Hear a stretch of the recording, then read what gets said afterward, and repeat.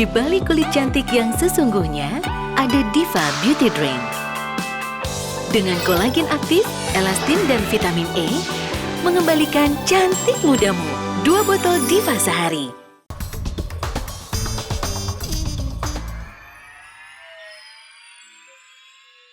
Dipersembahkan oleh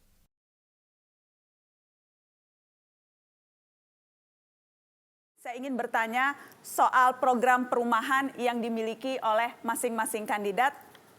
Apa keunggulan program rumah untuk rakyat yang Anda berdua miliki dan bagaimana itu akan lebih baik dibandingkan yang sudah berjalan selama ini? Saya ingin beri kesempatan pertama untuk Pak Anies, 1,5 menit.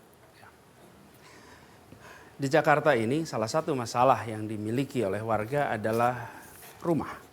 Kalau kita lihat datanya, hanya 51% dari penduduk Jakarta yang memiliki hunian sendiri.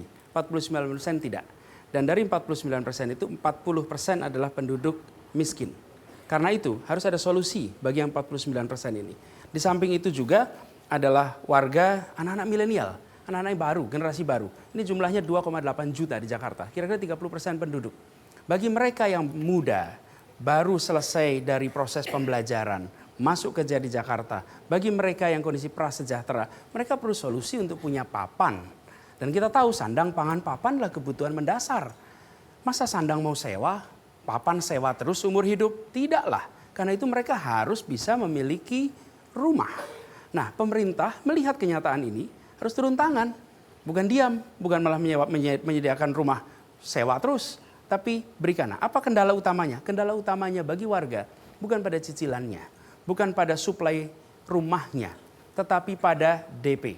DP itu salah satu beban. Sebagai contoh, rumah harganya 350 juta misalnya.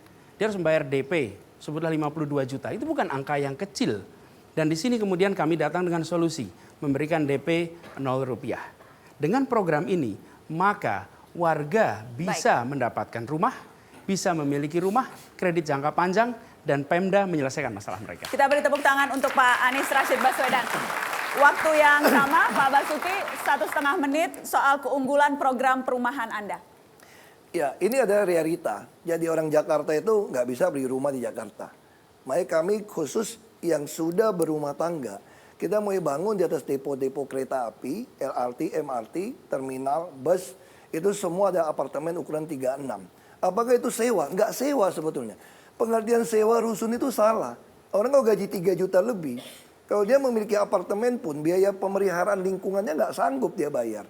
Karena harus 800 ribu lebih. Makanya kami menyediakan itu, dia hanya bayar IPL yang kami subsidi 80%. Jadi hanya bayar antara 150 ribu sampai 150 ribu per bulan. Bukan sewa, ini pemeliharaan lingkungan. Nah, kita harapkan yang pasangan muda, yang anak-anak milenial ini, dia bisa beli di pinggiran untuk investasi tanah. Jakarta nggak mungkin beli rumah yang tanah. Tapi dia keluarga boleh tinggal di tengah kota. Ini yang kami bangunkan untuk mereka.